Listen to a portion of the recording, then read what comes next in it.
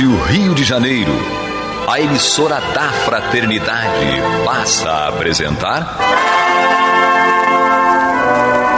Luz na Penumbra, programa que leva ao seu coração a mensagem da doutrina espírita.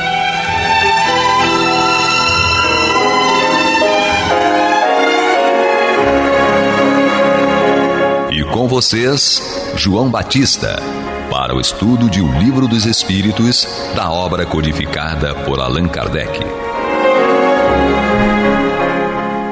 Papai do céu nos guarde, nos abençoe. Louvado seja nosso Senhor Jesus Cristo. E que possamos fazer do tempo esta dádiva que a todos nós é dada de maneira igual, um recurso a mais para que a nossa caminhada seja cada dia mais firme e consistente na conquista dos valores espirituais que nos darão a verdadeira felicidade. Hoje, aqui estamos com Marcelo Aranda. Paz e bem para todos os nossos ouvintes. E Guilhermina. Que bom, voltamos a estar conosco. Hoje vamos estudar as perguntas 1012 e 1013 de O Livro dos Espíritos, iniciando o estudo do tópico Paraíso, Inferno, Purgatório, Paraíso Perdido, Pecado Original. Hoje começaremos com Guilhermina e encerraremos com Marcelo, sendo que há um adendo à pergunta 1012, que é 1012A, que será estudado por ambos, tá? Essa pergunta eu não vou ler. Cada expositor fará a leitura e fará também a interpretação. Eu só vou ler 1012 e 1013, as originais, tá bom? Combinado. Então, Guilhermina, haverá no universo lugares circunscritos para as penas e gozos dos espíritos, segundo o seu merecimento? Os espíritos respondem, já respondemos esta pergunta. As penas e os gozos são inerentes ao grau de perfeição do espírito. Cada um tira de si mesmo o princípio da sua felicidade ou da sua desventura. E como eles estão por toda parte, não existe nenhum lugar circunscrito ou fechado especialmente destinado a uns e a outros. Quanto aos espíritos encarnados, esses são mais ou menos felizes ou infelizes, conforme seja mais ou menos adiantado o mundo em que habitam. Então, aqui fica um pouco mais amplo.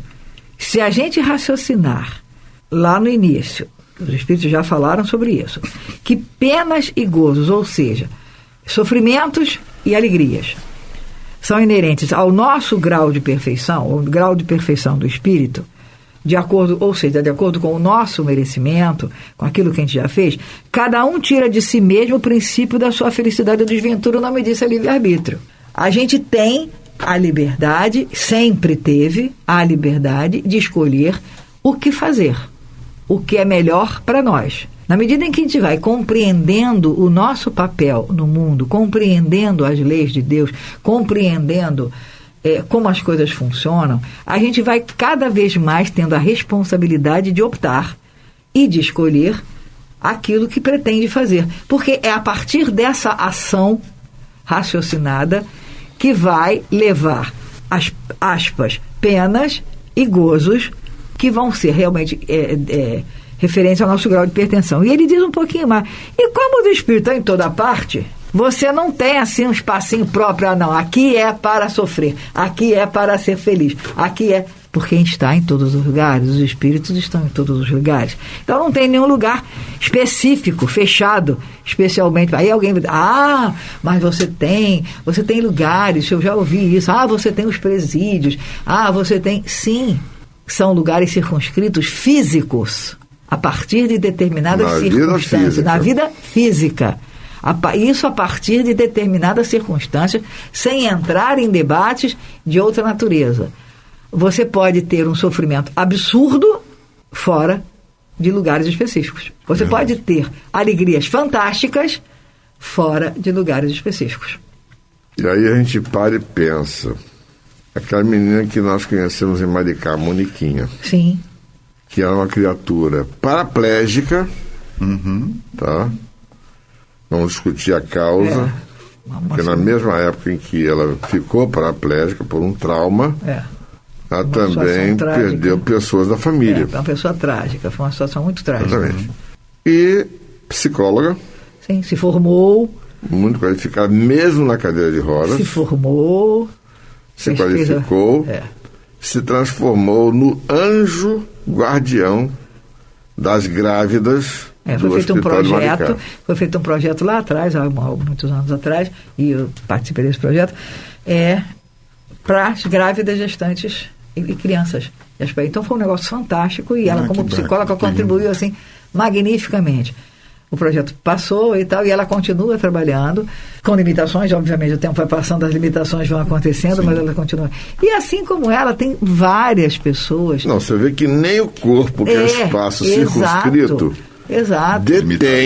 detém a capacidade de atuação do espírito para o bem de todos. Não, e se você raciocinar em termos de hoje, a tecnologia tem avançado de tal maneira em que você pode, dentro da sua casa, exercer um papel de ouvir, de orientar, de acalentar, de levar alegrias, de levar conforto, sem você necessariamente sair de casa. Sim. Você pode fazer isso. E nesse momento em que ninguém está conseguindo sair de casa, pelo contrário, os confinamentos estão sendo um exercício fundamental para que se possa utilizar esse conhecimento e essa capacidade de fazer pelo outro. E aí aqui, quanto aos espíritos encarnados, falamos agora, esses são mais ou menos felizes ou infelizes, conforme seja mais ou menos adiantado o mundo que habitam. Eu estou sendo mais especificamente o nosso, sem falar nos outros mundos.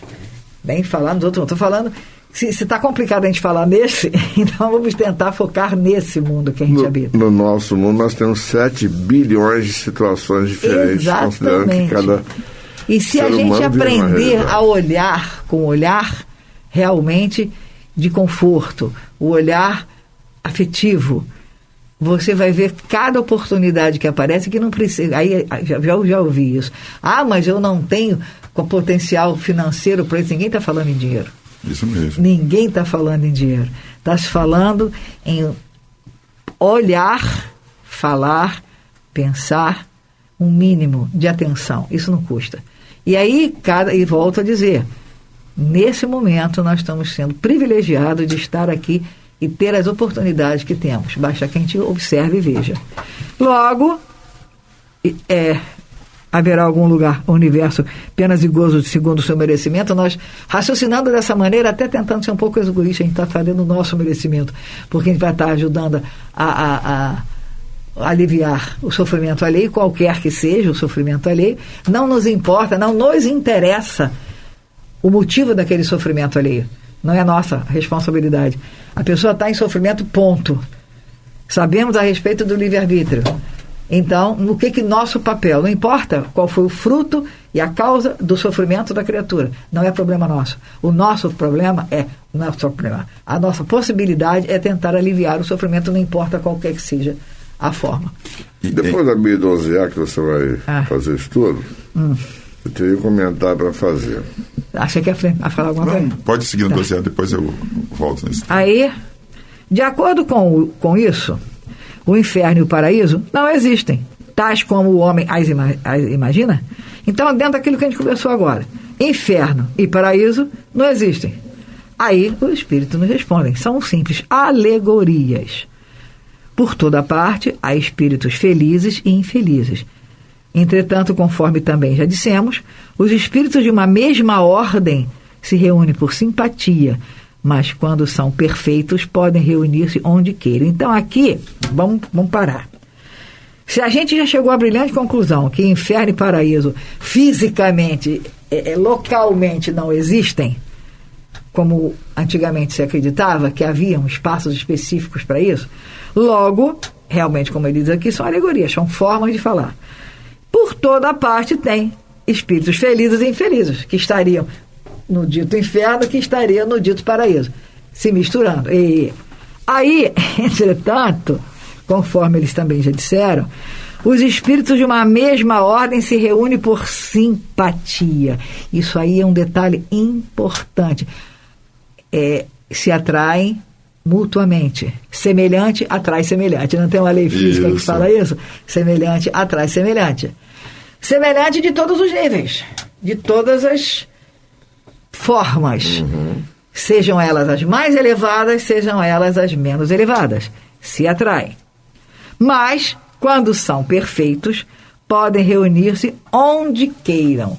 Aí a gente conclui que aqueles que não são tão elevados, de repente, não podem se reunir onde querem, em todos os lugares. E aí, depois a gente volta a falar sobre isso. O que atrai, aonde atrai. Aí tem aqui um adendozinho. Posso ter um outro finalzinho? A localização absoluta das regiões das penas e recompensas só existe na imaginação do homem. Provém da tendência a materializar e circunscrever, cuja a essência ínfima. A cabeça da gente vamos agregar. Eu quero ficar perto daquilo que eu gosto, daquilo que eu conheço, daquilo que eu tenho conhecimento, daquilo que eu posso dominar ou que eu posso segurar. Esse é o nosso raciocínio ainda muito primário. Logo, a gente tem que estar sempre querendo, onde é que estão? Onde estão todos? Os mais favoráveis e os menos favoráveis. Aqueles que eu preciso temer ou aqueles que eu preciso chegar junto. É mais ou menos dentro desse raciocínio que a gente vai pensar. O comentário que eu faria é o seguinte, estava me lembrando de uma das últimas cenas do filme Nosso Lar. Quando o André Luiz sai da casa onde ele viveu com a família e sai furioso porque ele percebe que a mulher se casou novamente e dedica um afeto todo especial ao novo marido. É interessante que ele sai de dentro da casa e metade da terra se transforma na região umbralina de onde ele veio. Ou seja, será aquele local um local circunscrito ou será uma questão de estado de espírito? Exato, está dentro dele. É interessante que a Igreja Católica, hoje, já não concebe mais essa ideia de lugar circunscrito, de céu, inferno e purgatório. Eles consideram o seguinte: isso está dentro de nós. Os nossos concílios já trabalharam isso. Então é bom perceber que, digamos assim, está se traduzindo a linguagem simbólica que os espíritos superiores trouxeram, falando a respeito dos profetas, Jesus, Moisés, esse pessoal todo que veio falando, só que eles falaram de uma maneira em que a turma não conseguiu capturar o sentido íntimo daquela orientação, daquela informação. Simplesmente foi isso que aconteceu. E é interessante que com uma imagem como aquela do filme, mostra bem como é que, de acordo com o estado de espírito, o indivíduo entra numa determinada condição. Tanto é que ele muda de postura, percebe o quanto ele está sendo egoísta e vai ajudar a tratar do novo marido da mulher dele que está enfermo. Ele muda assim. Ele muda, ele retorna para o nosso lar já numa nova condição. Ele venceu uma prova. Venceu o egoísmo, venceu o orgulho, venceu o ciúme, venceu a vaidade. Ou seja, ali, quem adentra não é mais o enfermo que foi carregado na maca, mas um homem de bem. Isso mesmo. É isso. Vamos ouvir a nossa vinheta agora. Você está ouvindo pela Rádio Rio de Janeiro o programa Luz na Penumbra, com estudo de O Livro dos Espíritos, na apresentação de João Batista. Agora eu vou formular a pergunta 1013 para o Marcelo, mas ele já sabe que vai ter que voltar à interpretação 1012A, porque essa, apesar de ser a resposta curtinha, ela tem conteúdo à beça. Nossa, bem profunda ela. Não é? Que se deve entender por purgatório? E Então, seriam dores físicas e morais? O tempo de expiação? É quase sempre na terra que fazeis o vosso purgatório, e que Deus vos faz expiar as vossas faltas. O que o homem chama purgatório é igualmente uma alegoria, pela qual se deve entender não um local determinado, mas o estado dos espíritos imperfeitos, que estão em expiação, até alcançarem a purificação completa, que os elevará à categoria de espíritos bem-aventurados. Operando-se essa purificação por meio das encarnações, das diversas encarnações, o purgatório consiste nas provas da vida corpórea. Então veja que interessante, né? Eu vou voltar lá na 10.12a, que ele vai chamar a atenção para a gente, reúne por simpatia. E logo que eu li a primeira vez esse texto, né, eu logo lembrei da pergunta do Livro dos Espíritos, a pergunta 100, que fala sobre os níveis de espíritos, que muitas vezes a gente escuta Kardec e os espíritos falarem sobre questões de afinidade, mas que afinidade é essa? Então, sugiro depois, vocês que estão aqui nos acompanhando, pegarem o seu Livro dos Espíritos, ir lá na pergunta 100 e darem uma olhada nesses níveis. E é até legal de você fazer uma autoanálise. Em qual nível eu devo estar? Por quê? Porque é importante, né? Claro. Todo o tempo, Santo Agostinho chama esse nosso autodescobrimento. Então é importante a gente olhar para isso e meditar. Por quê? Eu chamo a atenção para a pergunta 100. Porque quando ele fala de espíritos felizes e infelizes, vai estar diretamente relacionado com esse nível, né, evolutivo, esse nível moral. Porque, por exemplo, para o Gandhi, passar fome não era um sofrimento. Era pelo contrário, várias entrevistas que ele deu, hoje em dia a gente entra no YouTube, vocês podem ver lá, tem várias entrevistas que ele deu nesse período. Ele diz que estava no momento mais feliz da vida dele. Olha que contrassenso. Ele estava numa cama, numa situação muito, né, fragilizada, pessoas com medo dele morrer, passando fome, sentindo dores, e para ele estava feliz. Por quê?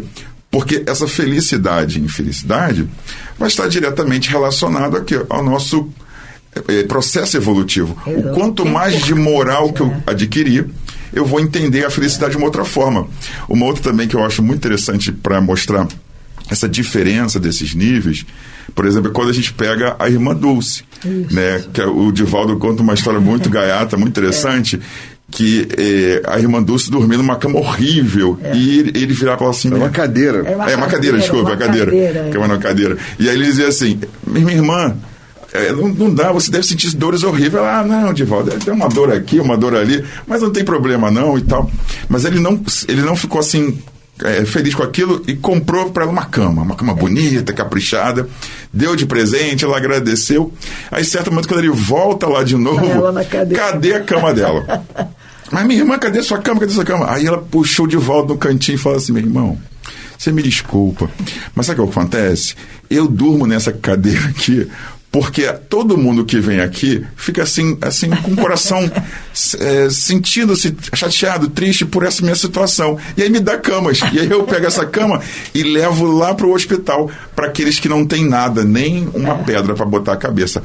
Olha a diferença entre se sentir feliz e infeliz. Para muitos, dormir numa cadeira é um momento de muita infelicidade, muita dor, muita tristeza. Mas para ela era um momento de quê? De recompensa, que ela ganharia algo que daria para alguém. Então, por isso que eu gosto de chamar a atenção para esse estado de espírito, como muito bem lembrou o João, de que os felizes ou não vai depender do nosso momento evolutivo. Se eu estou muito preso no meu egoísmo, na minha felicidade, entre aspas, no meu se sentir bem, e minha visão está presa a uma visão muito material, arregada a bens materiais, a posses, né? Carro, casa, dinheiro, isso que, como a gente falou, ninguém leva isso para o mundo espiritual. Então isso vai ficar para aí. E aí você fica montando esses tesouros, como Jesus dizia, e as traças vão comer tudo, no caso. E você vai levar o que para o mundo espiritual? Só os bens morais que você conquistou. Então, se você dedicou tanto tempo a conquistar esses bens materiais e ignorou os bens morais, para você a infelicidade vai ser grande, tanto na vida material como na vida espiritual. Por isso que quando ele vai dizer a questão do inferno e do paraíso, é uma questão evolutiva, porque vai ter gente que aqui na Terra pode estar vivendo o seu inferno, né? E também uma questão temporária. Por exemplo, eu sempre fui no Vicente Moretti, uma casa que acolhe pessoas, né, em situações de doença, pessoas que não têm lares, né, com necessidades específicas. E quando eu cheguei lá, eu lembro de uma mocinha que ela tinha uma doença assim rara, que eu só tinha visto nos livros, né, aqueles livros de citogenética, que aí você vê cada doença. E aí eu falei, nossa, ela tem essa doença. E aí, espiritualmente, né, lá eles têm um trabalho espiritual também, a gente via o espírito dela, a gente via o corpinho dela, né, com várias limitações, e mesmo assim ela tentava se matar. Vocês acreditam que os enfermeiros precisavam amarrá-la, colocar numa posição, botar travesseiros apoiando o corpo para ela não se machucar? E aí, depois de um tempo, chegou-se uma mensagem, ela mesmo dizendo que ela agradecia para cada um que chegava ali no berço, cama lá do Vicente Moretti, que orava por ela. Porque mesmo ela tendo uma limitação material de ouvir, de falar, de pensar, o espírito dela estava ouvindo, e estava ouvindo cada preces, cada oração, e aí foi isso que fez com que ela se revoltasse menos, porque para ela, para o espírito dela, aquele corpinho era uma prisão, aquele corpinho era o seu inferno, né, nessa vida material. E aí as orações das pessoas, o carinho, ela conta no relato mediúnico, né, através de uma psicofonia, dizendo que ela não conseguia entender como pessoas que nunca ouviram ela, não conhecem ela, não conhecem a história dela, chegavam ali dando um amor tão profundo, tão intenso, que ela sentia essa vibração. E ela ficava emocionada, ficava feliz. E ela dizia que, a partir daquilo, ela queria mudar, ela queria parar. E olha que esses casos dessas crianças geralmente têm vidas curtas. Se vocês forem lá, ela continua encarnada. Você veja a necessidade do espírito e a transformação do momento de raiva, dessa prisão material, e agora para um momento de entendimento, de amor, né? E as enfermeiras relatam que hoje ela é mais carinhosa, né? Você veja que coisa interessante, né? Mesmo sem materialmente ela poder se manifestar, mas o espírito se manifesta ali com pujança. Assim também é o purgatório, esse entendimento que ao passar da vida material para a vida espiritual, nós ficaremos num estado de dor física, de dores morais, mas ela pode acontecer aqui na Terra, ou se você não tem conhecimento, se você não tem entendimento, ela pode continuar na vida espiritual, porque é o seu entendimento, a sua moralidade, que faz você entrar num estado mais de felicidade e um estado de menos felicidade. O mais importante é perceber que a oportunidade da vida física, ela é uma oportunidade ímpar, porque é através do corpo que nós realmente, digamos assim, drenamos, nós nos expurgamos de mazelas espirituais milenares, e às vezes até no transcurso de uma vida física, que por mais longa que seja, digamos que ela dure 100 anos, diante dos erros cometidos durante milênios, se nós conseguirmos sair desta vida física libertos desses males, com certeza é aquilo que já foi dito dentro do Evangelho.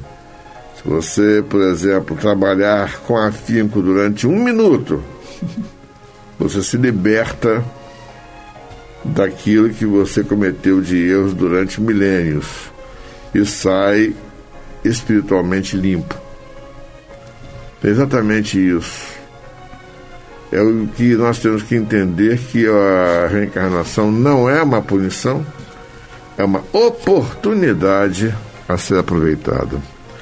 Vamos refletir a respeito disso, que o Papai do Céu nos guarde, nos abençoe agora e para todo sempre, e que possamos fazer do tempo essa dádiva que a todos nós foi dada de maneira igual, um recurso a mais, para que a nossa caminhada seja cada dia mais firme e consistente na conquista dos valores espirituais que nos levarão à verdadeira felicidade.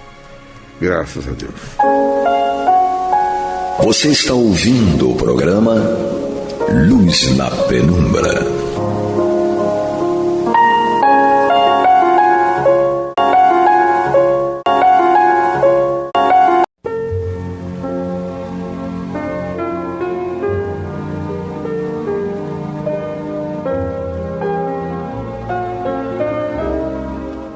Rádio Rio de Janeiro está levando ao seu lar e ao seu coração a mensagem consoladora da doutrina espírita, através do programa Luz na Penumbra. E agora com vocês, Antônio de Pádua Barbosa e Marta Batista.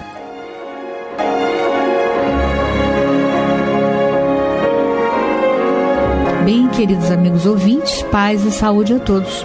Nós estamos juntos em mais um Luz na Penumbra, que chega aos seus lares de segunda a sexta-feira para estudarmos a codificação kardeciana de forma metódica e forma sistemática.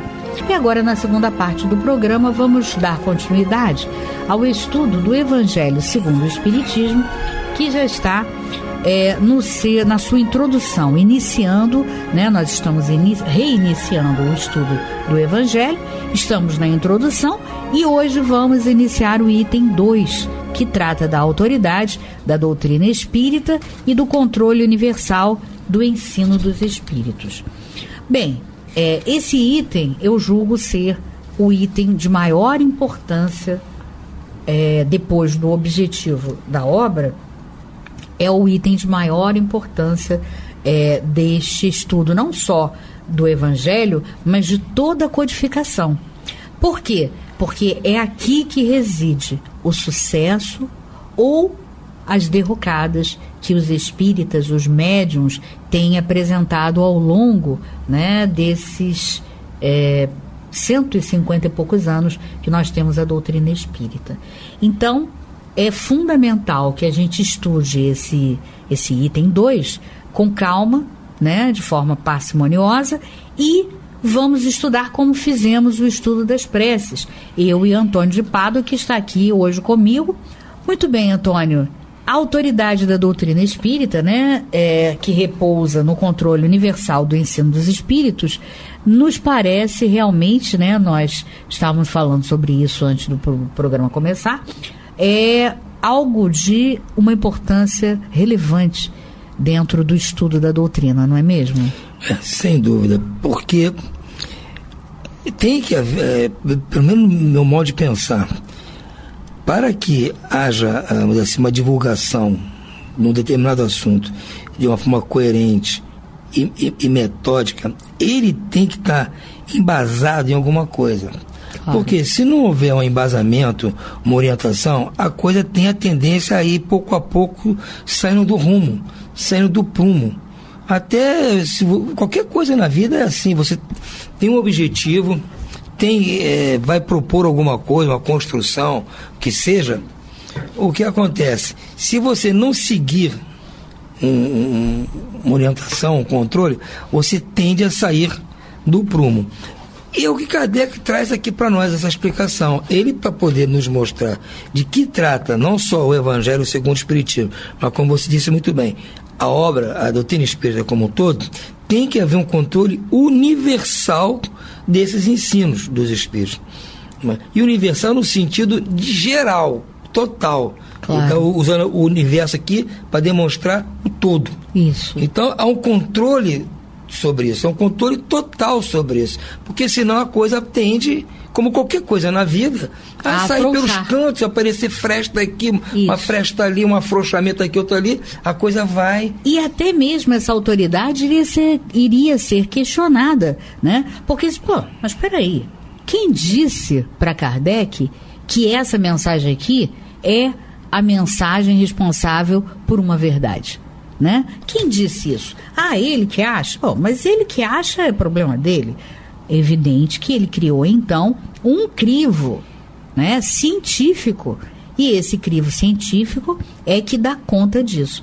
Então é fantástico, né? A gente vai ler os parágrafos, mas a gente pode adiantar que quando nós lemos uma informação de Kardec, né, de algum espírito sobre determinado tema, aquilo ali foi observado por Kardec, comparado, né, reunido, comparado e observado para ver se realmente aquele conteúdo era constante e era comum em todas as mensagens que tocavam aquele tipo de tema. Então isso é muito importante, né? É importante que a gente tenha isso em mente, que esse crivo, né, é algo científico, elaborado, não é da mente de Kardec que personalisticamente escolheu esse ou aquele. Eu estou entendendo o que você quer dizer, porque a gente pode pensar, quando você fala assim, há um controle, então dá a impressão, pode até passar para alguém, que é uma coisa imposta.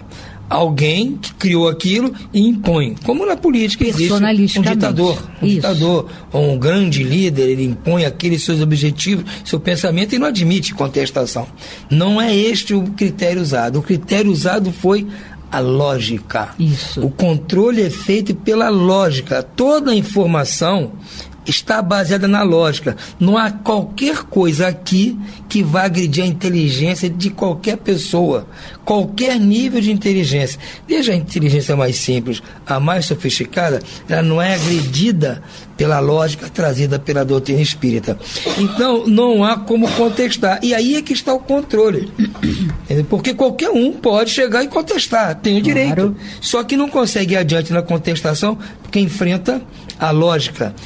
E outra coisa que ajuda no controle é a liberdade que dá a cada um também de expor o seu pensamento. Lógico. E ele tem o direito de avaliar cada coisa. Então, isso aqui eu não aceito, eu vou estudar mais, vou perguntar, vou ver. Não, isso aqui não é assim. Isso aqui eu não aprendi desse jeito, eu aprendi de outra forma. Eu acredito que é diferente. E aí, com o tempo, a pessoa vai estudando, vai avaliando, ela acaba se convencendo de que aquilo ali está certo. Não lhe é imposto o pensamento. Ela aceita porque aquilo encaixou na sua sintonia. É por isso que é o controle universal desse ensinamento. É um controle feito pela lógica. Não é um controle feito por alguém, ou por um fato, ou por um grupo que decidiu que vai ser assim. Vamos nos reunir aqui numa assembleia e a partir de agora todo o pensamento religioso vai ser desta forma. Todo o pensamento científico passa a ser assim. Não é isso. É mais ou menos como faz o Wikipedia, né? É verdade. Qualquer um pode escrever ali o seu conceito sobre qualquer coisa, mas está sujeito a ser contestado pela verdade. É isso mesmo. Então Kardec fez mais ou menos o inverso. Eu tenho aqui meu pensamento. Quem achar que isso aqui não é a verdade, que isso aqui está errado, traga o seu pensamento e vamos discutir. É verdade. Então eu me dei o trabalho de ficar minha vida toda pesquisando até descobrir alguma coisa que eu pudesse contestar. Agora, até hoje não obtive sucesso. É evidente, né, Antônio, que nós somos livres, né, porque esse crivo científico nos abre essa possibilidade, esse espaço, né, então nós somos livres para fazer uma apreciação, como Kardec o diz. Então, olha só, agora a gente tem que ter, né, a coerência e tem que ter a humildade para dizer, eu tenho capacidade, intelecto, moral, para questionar um espírito superior. Sim, tem coisas que não são de cunho filosófico tão alto que nós até podemos. Às vezes é uma coisa, é uma estrutura menor, mais fácil de ser questionada, né? Mas é preciso que a gente tenha também essa coerência, porque a gente vê pessoas, né, questionando a doutrina espírita, mas elas não veem com nenhum embasamento coerente nem superior, né? Elas questionam por questionar. E a isso nós levaríamos, não só a nós, como a doutrina, ao ridículo. Então é preciso que a gente tenha coerência e a noção, né, do nosso verdadeiro tamanho, né? A humildade para mensurar o nosso tamanho, né? Como é que eu falo sempre a você? Nós temos que saber onde nós estamos, né? Nos conhecer, como pedia Sócrates, e saber exatamente em que posição do universo nós estamos. Exatamente. Por isso é que me deu a ideia de falar sobre essa questão, né? Quando você tocou nesse ponto. Exatamente. Agora, há pessoas realmente que, quando você comenta algum ensinamento do Cristo, ou algum comentário da doutrina, alguma proposta da doutrina, alguma explicação da doutrina para determinado fato, que a pessoa não aceita ter outra opinião, mas eu já observei que todas as vezes a pessoa não aceita, não porque ela discorde da lógica do raciocínio, que isso é incontestável, mas porque para ela aquilo é difícil ser posto em prática. Isso. Então, como é difícil de ser posto em prática, ela prefere se abster de tentar. Não quer nem pensar naquilo. Não quer nem pensar naquilo. Porque é aquele negócio do ponto de vista. Porque se aceitar, vai ter que se transformar moralmente. Exatamente. Vai ter que se transformar. E é complicado você abdicar de uma série de gostos. Coisas, isso. Abdicar, se abnegar de uma série de posições, circunstâncias, gostos. Então, você não querendo abdicar daquilo, você pode dizer, não, isso aí não aceito, isso é utopia, isso aí não existe. É um direito de cada um. Mas nós estamos, o universo e a Terra especificamente está nos mostrando a evolução de todos, do planeta, em qualquer aspecto do planeta você for ver, geodésico, antropológico, de qualquer, há uma evolução. É verdade. Há uma evolução do planeta, de tudo quanto é meio. Então, nós temos que aguardar. Tem aqueles nossos irmãos, né, de outras crenças, que mesmo diante de toda a evolução e o crescimento e o progresso, né, tanto intelectual quanto moral também, porque imagina, é só você imaginar como se vivia moralmente na Idade Média, que é sempre uma ideia de referência, né, até por ser média, né, mediana, né, divide, como quando você compara com os tempos atuais, por mais barbaridades que ainda existam, a diferença moral é imensa. Há um abismo entre a conduta moral do passado, né, que a criança não era nem reconhecida como criança. Olha, para que a gente perceba, né, que a nossa evolução acelerou consideravelmente a partir do século XX, né, do início logo do século XX, a ideia de criança, como nós entendemos criança hoje, ela só começou a partir de 1900 com Monteiro Lobato, que até então a criança era vista como na Idade Média. Ela convivia, era só um tamanho pequeno, era um ser com tamanho pequeno, ponto. Mas podendo e devendo participar de tudo o que os adultos faziam. Então você vê a criança participando dos assassinatos legais, né? Das decapitações, dos enforcamentos, né? Você pode observar nos filmes. Sem dúvida. Né? A criança é como vive hoje a criança das comunidades, né? Era até um tema de uma tese, uma dissertação que eu pretendia fazer, depois acabei desistindo, mas de mostrar como a criança, através da literatura, como a criança da comunidade, né, ainda no século XXI, apresenta pela desigualdade, né, pela injustiça e pela desigualdade, como ela ainda vive nos moldes da criança da Idade Média. Né? Você vê que a criança da comunidade, ela convive com aqueles assassinatos brutais todos, né? A história de micro-ondas, a história de, enfim, aquelas barbaridades todas, ela convive com aquilo, né? Como na Idade Média, coisa que criança nenhuma de classe média baixa ou média ou alta vai conviver e saber nem ver tão pouco, né? Então, com certeza, aquele irmão de outras crenças que, apesar das evidências, né, enormes, se nega e diz que não, nós estamos caminhando para o atraso, né? Tem irmãos de outras crenças que dizem isso. Até espíritas dizem isso, infelizmente. Será? Tem, acha que o mundo está pior. Bom, então esse não é espírita, né? Porque ele está negando o pressuposto filosófico mais importante da codificação, que é a lei de progresso. Está lá na lei de leis morais, né? Uma lei moral, é a lei de progresso. Então, como você pode ser espírita e dizer, e negar um pressuposto filosófico, um dos mais importantes, que são os constantes dessa obra, que contém a moral do Cristo, do Evangelho.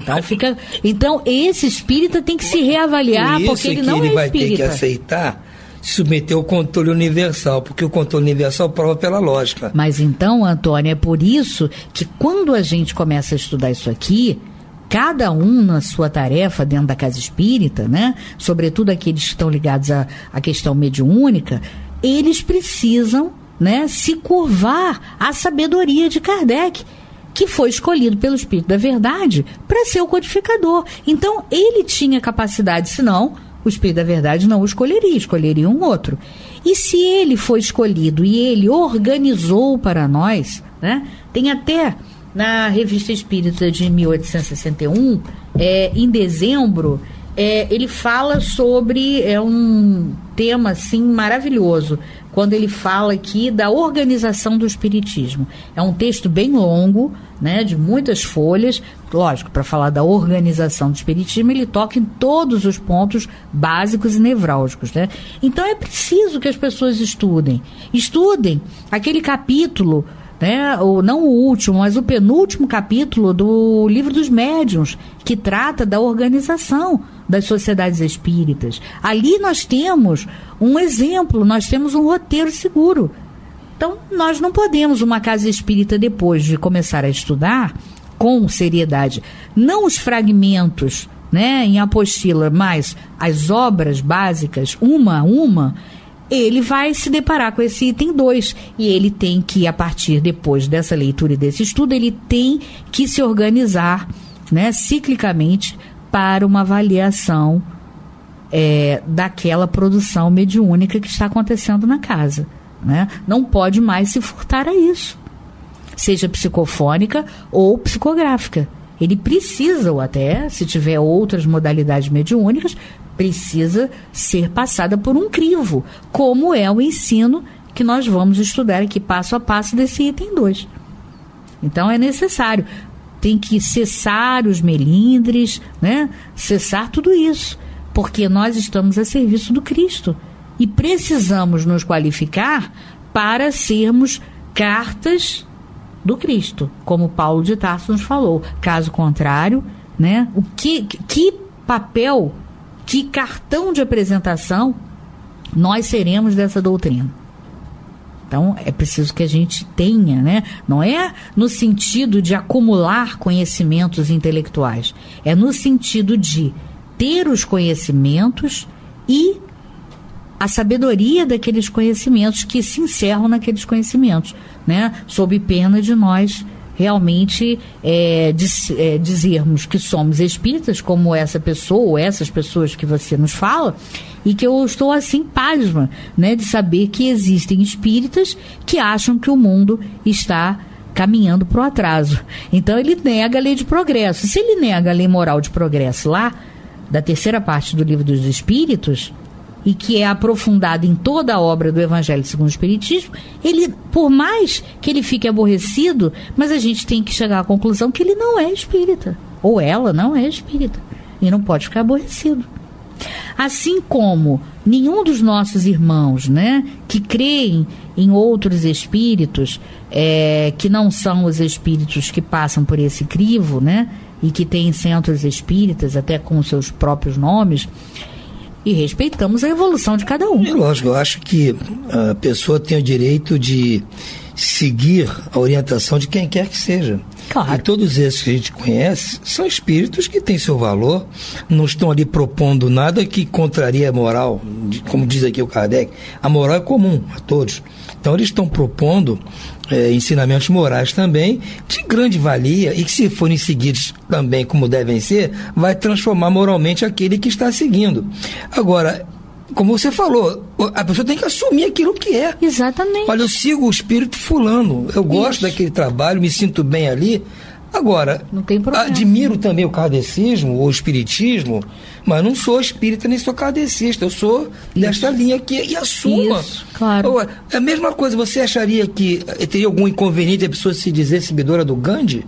Ou seguidora do Sai Baba? Ou da Madre Teresa de Calcutá? Não, elas só propuseram coisas boas. Só não pode dizer que é espírita. Não pode dizer que é espírita. Exatamente. São paralelos, são igual a nós, não estão melhor nem pior. Exato. Todos estão com o mesmo objetivo. Claro. Agora, eu tenho que assumir as minhas posições. Agora, é evidente que o critério, o roteiro, né? O critério do roteiro desse ou daquele é diferente do critério e roteiro da doutrina. Sim, mas se aquele critério agrada aquela pessoa... Não tem dúvida. É isso que eu quero destacar. A pessoa tem todo o direito, né? Agora, evidente que ela precisa perceber que são roteiros e critérios diferentes, né? Cujas filosofias são diferenciadas, né? A começar pela doutrina espírita, cuja base maior dessa doutrina ela segue a moral do Cristo. Então, o Cristo para nós, segundo o Livro dos Espíritos, na questão 625, é o Espírito puro, o único Espírito puro que passou por aqui. Ora, o que você interpreta quando os Espíritos dizem isso para nós, os Espíritos superiores? Passaram vários espíritos luminares, maravilhosos, como Gandhi e tantos outros, né? Mas, própria Madre Teresa de Calcutá, Irmã Dulce, e tantos outros que agora a gente não lembra, acabamos repetindo os mesmos, mas que são muito merecedores. Agora, eles são grandes luminares e grandes luzes para nós como exemplos. Agora, o único Espírito puro que passou por aqui foi Jesus. Então, Jesus para nós, para outros roteiros religiosos, pode ser. Para nós, entendeu? Jesus é o Espírito puro. Ele é o Espírito iluminado. Então, ele não é mais um, como dizem, avatar, mais um isso, mas não. Ele não é mais um. Ele é o. Todos os demais aprenderam na sua fonte, na dimensão espírita. Então, na erraticidade, não vou dizer nem erraticidade, porque, quem sabe, muitos deles nem são passíveis mais de reencarnarem. Mas, hoje, né? Mas quando aprenderam, estavam na dimensão espiritual, e nessa dimensão espiritual, aprenderam na fonte do Cristo, na fonte com Jesus. Então, por isso, há tanta semelhança desses ensinos. Não, porque a verdade é uma só. É claro. Vocês são tão bons, eles não podem propor coisa diferente. E o mestre é Jesus, né? Eles são discípulos, são os melhores discípulos, mas são discípulos de Jesus. Então, essa é uma das grandes diferenças da doutrina espírita e das demais. Então, companheiros, aquela doutrina, né, que vier falando que o Cristo é mais um luminar, aí pode ser sinônimos 1000, né? Mais um, você já vai ter desrespeito? Não, claro que não, você vai respeitar, mas você já vai saber que não é doutrina espírita. É isso que tem que ficar bem claro, porque doutrina espírita tem seus postulados e tem os seus princípios básicos, né? Então a gente sabe que quando você abraça uma doutrina, seja ela qual for, religiosa, política, social, o que for, você tem postulados naquela doutrina. Se você recusar um único daqueles postulados, você já não está mais com aquela doutrina que você diz que abraçou. Então você tem liberdade para escolher total, mas você tem que saber que se você recusar um único postulado, não, eu concordo com tudo, menos com a lei do progresso, então você já não está mais com a doutrina espírita, né? Mas é porque as pessoas estão habituadas nas outras religiões serem assim. Eu sou da religião tal, mas isso aí eu não aceito. E o espiritismo não te impinge nada, não te impõe coisíssima alguma. Mas você também tem que ser honesto consigo mesmo, de dizer, eu não sou espírita. Eu aceito 99% das coisas que o espiritismo ensina. 1% eu não aceito. Então eu não sou espírita. Claro. Mas é tudo bem. Lógico. Cria uma nova religião para você. Não tem problema, faz, exato. Alguma, que eu digo ou aqui, segue alguma que já tem nome. É um clube para o qual ninguém é obrigado a ser sócio. Claro. Ninguém é obrigado a ser sócio do clube do espiritismo. É uma democracia o Brasil. Lógico. Então agora, se você... Tanto é que é fundamental que o espírita saiba que o espírita não pode fazer proselitismo. Exatamente. Isso é fundamental. O proselitismo é feito por esse controle aqui. O controle universal que faz o proselitismo. Isso é que faz o proselitismo, exatamente. E olha, Antônio, o Pablo está dizendo até logo, o tempo acabou. Então, Antônio, eu quero desejar a você uma boa noite, ao Pablo e a todos os nossos amigos ouvintes, né? E desejar a todos uma grande noite de paz.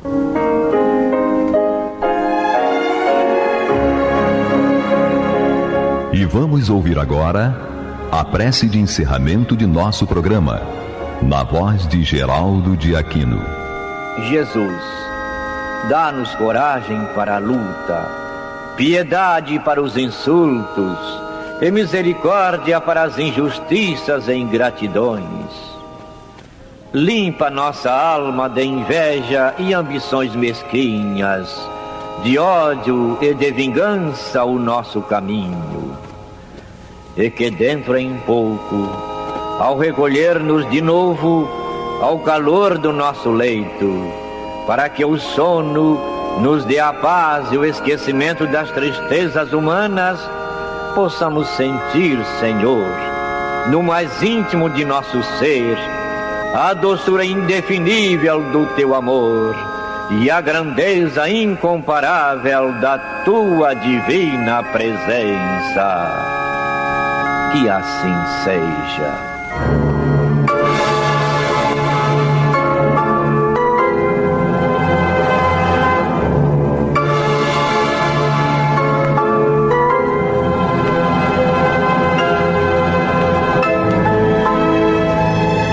Acabamos de apresentar o programa Luz na Penumbra, que voltará a ser apresentado amanhã às 21 horas nesta emissora.